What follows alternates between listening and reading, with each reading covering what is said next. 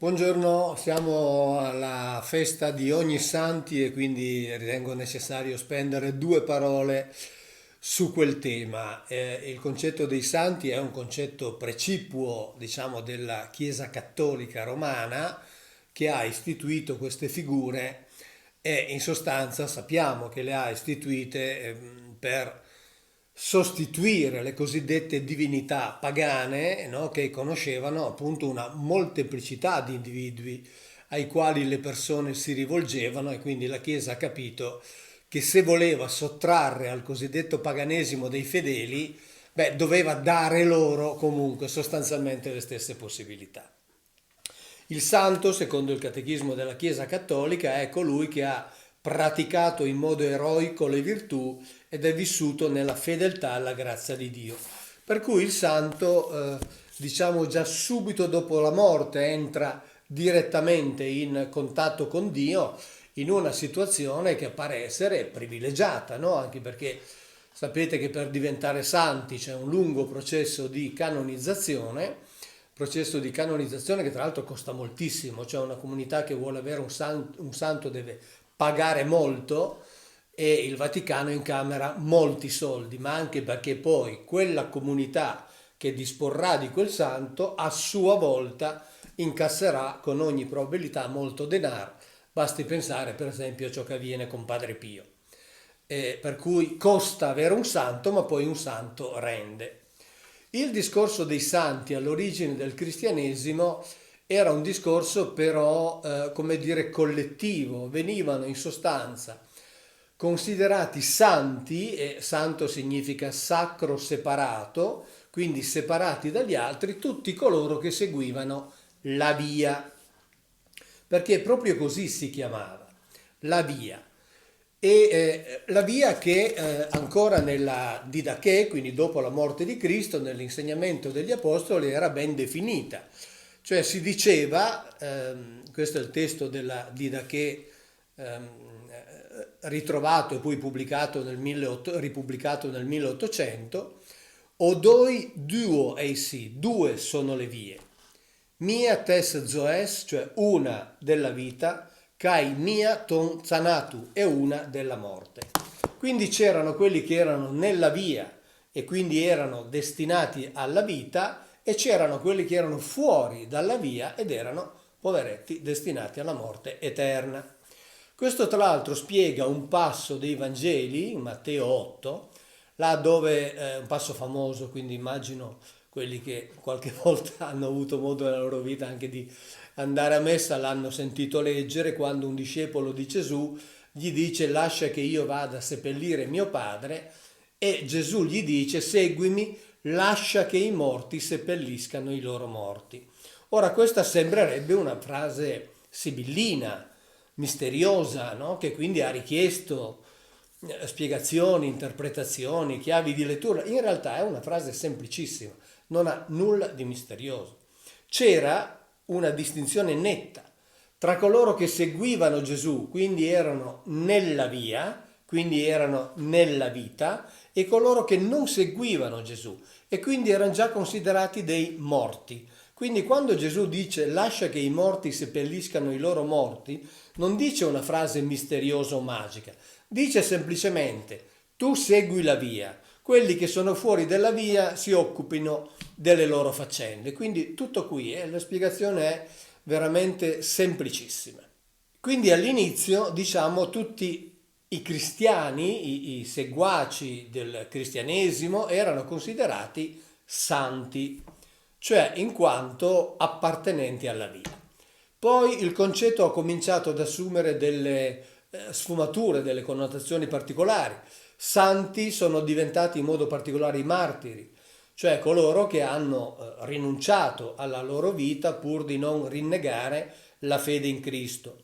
E il culto dei martiri, diciamo, è stato particolarmente spinto, ad esempio, da Papa Damaso, siamo nel IV secolo d.C., e il Papa, tra l'altro, che ha fatto lavorare Girolamo alla traduzione della Bibbia in latino, è un Papa, diciamo, non propriamente esemplare, già la sua elezione ha provocato centinaia di morti, perché c'erano due papi che si contendevano il soglio pontificio, Ursino, Damaso, e quindi gli ursiniani attaccavano i seguaci, coloro che volevano Damaso, e i damasiani, diciamo così, attaccavano gli ursiniani, li uccidevano, e quindi insomma la santità di questo pontificato è stata quantomeno macchiata dal sangue di centinaia di persone.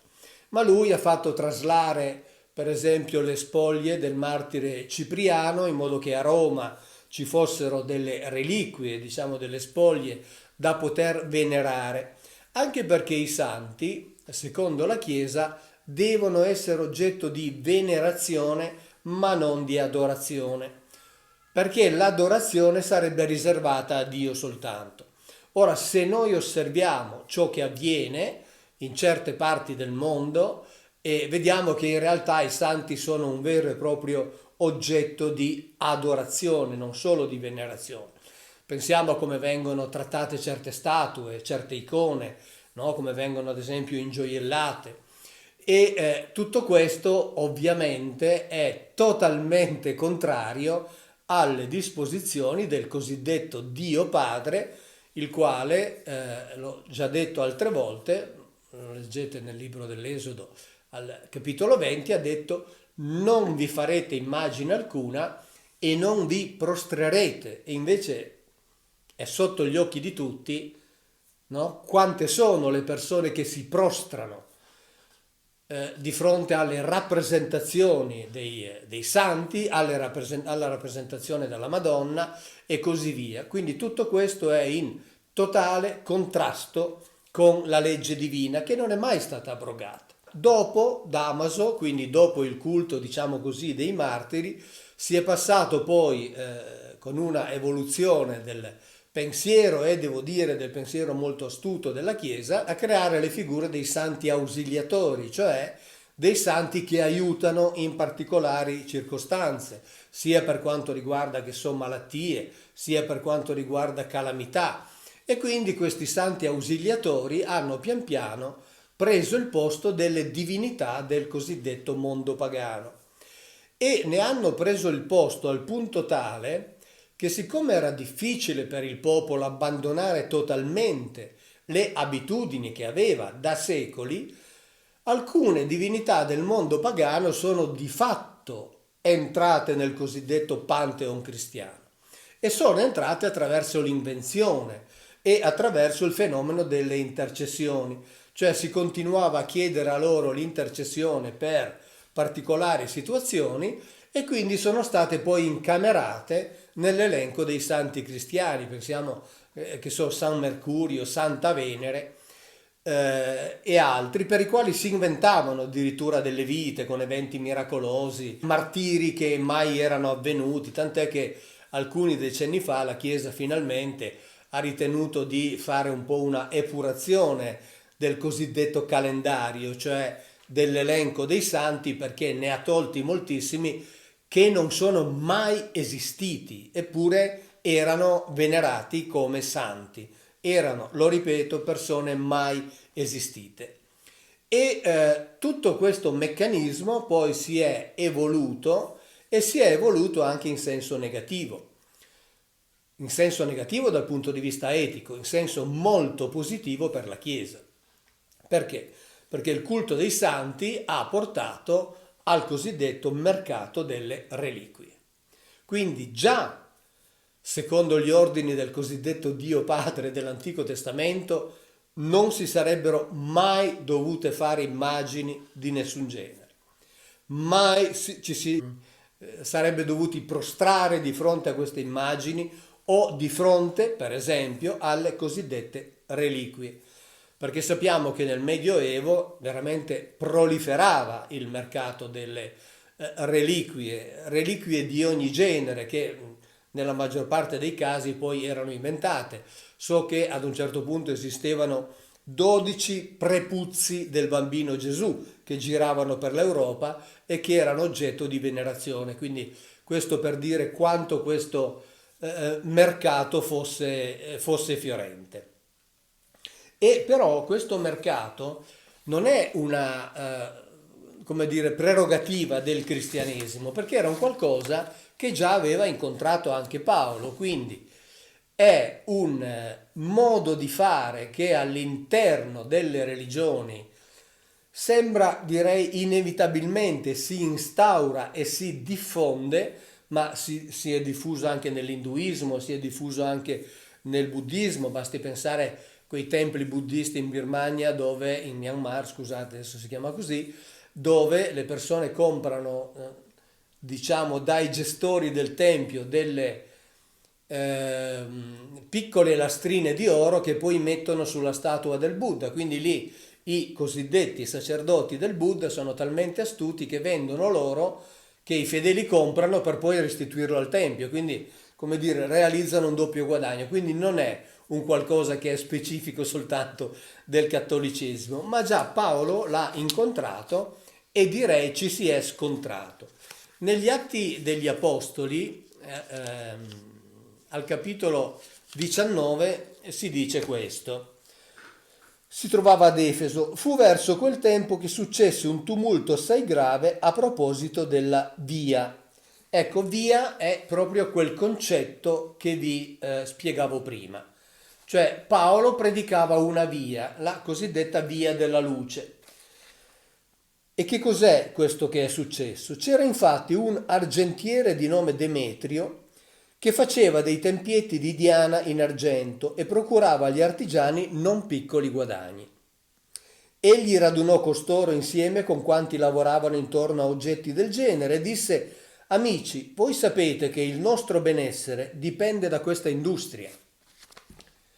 Ma immediatamente io non posso fare a meno che pensare a Lourdes o a Medjugorje, a posti simili, dove insomma attorno alla figura di una cosiddetta divinità, perché sappiamo che la Madonna è stata, fra virgolette, divinizzata al concilio di Efeso quando è stata definita Theotokos, cioè madre di Dio, e quindi in quanto madre di Dio ovviamente assume delle caratteristiche divine pur rimanendo umana. Quindi dice il nostro benessere dipende da questa industria, e l'industria appunto delle reliquie, della gadgettistica diremo noi, cioè come questi tempietti di argento di Diana, ma non ho bisogno di farvi degli esempi, anche se esempi ce ne sono parecchi addirittura su una rivista dedicata al Papa, una rivista che si chiama Il mio Papa, che è dedicata a Papa Francesco. Avevano venduto i gioielli della fede, dove c'era quindi l'anello con il rosario, il girocollo con la croce pastorale, la medaglia Mater Miracolosa che, dicono qui, dispensa particolare grazia a chi se l'appende al collo, il bracciale con la croce. Insomma, voglio dire, la cosa non è mai cambiata. Si vendevano i tempietti di Diana nel cosiddetto mondo pagano, si vendono queste cose qui nel mondo cattolico.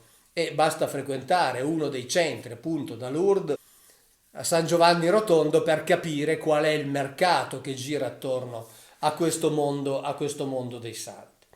In sostanza, quindi, questo fabbricante di tempietti di Diana ha capito che siccome Paolo, da giudeo che era, ricordava l'ordine dell'Antico Testamento e quindi di fatto portava alla negazione di questo tipo di mercificazione, soprattutto appunto non ci si doveva fare immagini, e allora questo poteva creare un problema. Ne nasce un tumulto che poi insomma alcune persone particolarmente sagge riescono ad acquetare, perché dicono attenzione, qui le autorità possono intervenire perché stiamo facendo un qualcosa che non è lecito. E anche questo mi ricorda, come dire, delle assemblee o dei cortei non autorizzati su cui intervengono le autorità. Il mondo è veramente sempre uguale a se stesso. Il culto dei santi, che ripeto è una prerogativa specifica del mondo cattolico, però presenta anche delle curiosità che vi leggo. Tempo fa Famiglia Cristiana aveva commissionato uno studio per vedere a chi si rivolgono i fedeli. Bene, allora noi siamo all'interno di una religione nella quale si dice che c'è Dio e basta. Tutto il resto sono uomini che hanno particolare rapporto con Dio e quindi a lui bisogna rivolgersi. Ma adesso, come nel mondo pagano di, diciamo pure anche soltanto 2000 anni fa, la gente ha bisogno di figure intermedie. Le persone hanno bisogno di individui che possano sentire a loro più vicini.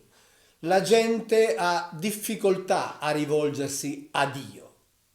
La gente preferisce rivolgersi a chi è stata stilata una classifica. Allora, in testa alla classifica c'è Padre Pio, di cui esistono statue, immagini, tutto quel che volete. Tutto vietato dal Dio Padre. Ripeto, tutto vietato dal Dio Padre. Dopodiché c'è Sant'Antonio da Padova, la Madonna è terza.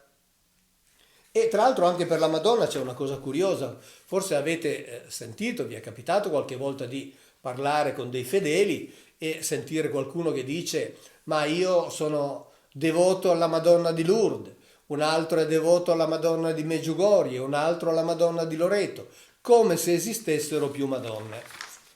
Sempre la stessa rivista Il Mio Papa, in un numero in copertina, scrive qui le 5 Madonne che Francesco prega sempre. Le 5 Madonne che Francesco prega sempre. Ora, tra tutte le statue, finisco la classifica. Gesù è al 6° posto. Quindi Dio in pratica quasi non c'è in questa classifica, suo figlio è solo 6°. Cioè prima del figlio di Dio vengono altri individui, altre persone umane, che sono state dichiarate sante. Sante perché hanno fatto dei miracoli. Ora questa la dice lunga sulla religiosità delle persone e sul modo in cui la religione è stata presentata ed è stato consentito e forse voluto che si sviluppasse. Perché appunto questo culto dei santi ha sostituito il culto delle cosiddette divinità pagane. E a proposito di Madonne e delle 5 Madonne, c'è una curiosità, perché anche la Madonna ovviamente è servita a sostituire le divinità femminili, che erano ben presenti nel mondo al di fuori del cristianesimo, al di fuori del cattolicesimo.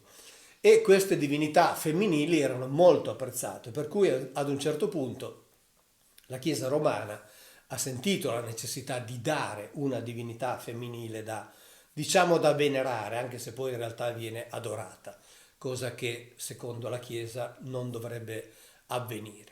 E quindi al Concilio di Efeso, appunto, come ho già detto prima, è successo che appunto alla Madonna è stata attribuita questa posizione particolare. E c'è una curiosità che documenta, forse anche storicamente, come la Madonna abbia sostituito delle divinità femminili. Tutti noi conosciamo la statua della Madonna che si trova sopra il Duomo di Milano. Ora, il Duomo di Milano è costruito su un luogo di culto antichissimo. Tito Livio ci racconta che intorno al VI secolo a.C. 2 nipoti di un re dei Celti, questi 2 nipoti erano Segoveso e Belloveso, sono stati mandati a conquistare territori in Europa. Segoveso si è spostato verso il Danubio, Belloveso, attraversando le Alpi, invece è venuto nella pianura padana. E giunto appunto nella zona in cui ora si trova Milano, avrebbe avuto un segno da parte della loro divinità femminile che è Belisama. Questo segno in che cosa è consistito? Lui ha incontrato un cinghiale, una scrofa, con il pelo del muso molto lungo, viene chiamata la scrofa semilanuta, che era la stessa immagine che lui aveva sul suo scudo. E questa scrofa si è fatta vedere in un cespuglio di biancospino. Ora, il cespuglio di biancospino era una pianta sacra alla dea Belisama. La dea Belisama è diventata la Minerva dei Romani, quella che era la Atena dei Greci, cioè questa divinità guerriera. Quindi Belloveso cosa ha fatto? Ha ritenuto questo segno come indicazione del luogo in cui costruire questa sua capitale, Milano, il Mediolano, che significa significava in lingua celtica, in mezzo alla pianura.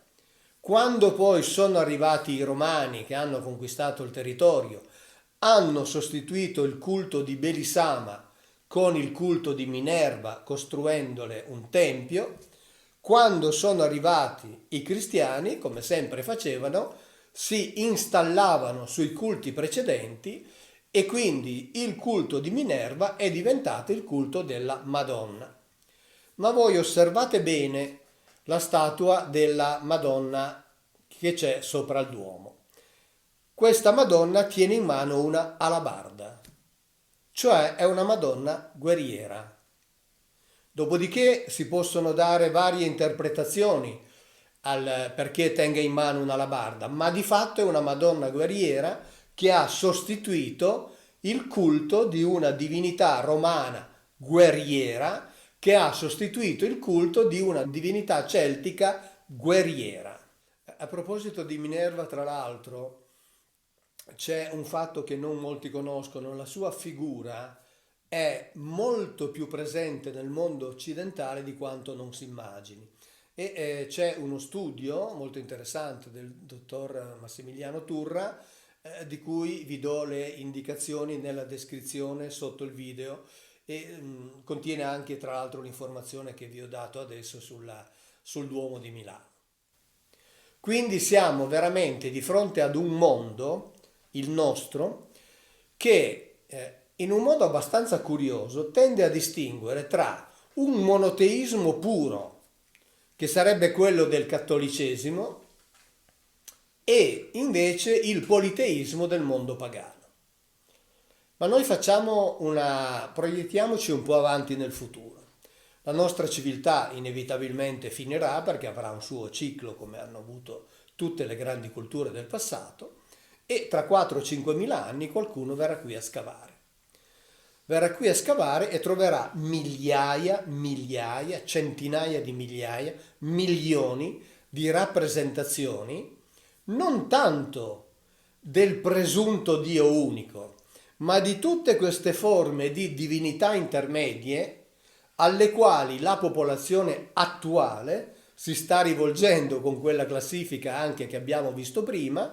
Vedrà migliaia, milioni di crocifissi, vedrà migliaia, milioni di icone, statue di qualunque genere, rappresentazioni di qualunque tipo, e inevitabilmente vedrà che tra l'altro le persone i fedeli si rivolgevano a questi individui per ottenere grazie particolari, ma grazie soprattutto di ordine materiale, cioè il benessere materiale, la guarigione dalle malattie, così come i fedeli di un tempo facevano ad esempio ad Epidauro, al tempio di Esculapio. E quindi, vedendo tutte queste rappresentazioni e prendendo coscienza del culto che le persone degli anni 2000 stanno rivolgendo a queste cosiddette divinità intermedie, le possiamo chiamare così, finiranno, secondo me, giustamente per definire il cristianesimo una religione politeista, che tra l'altro appunto in questi giorni sta dedicando a queste sue divinità intermedie un giorno di venerazione specifico. Ciao, grazie e alla prossima.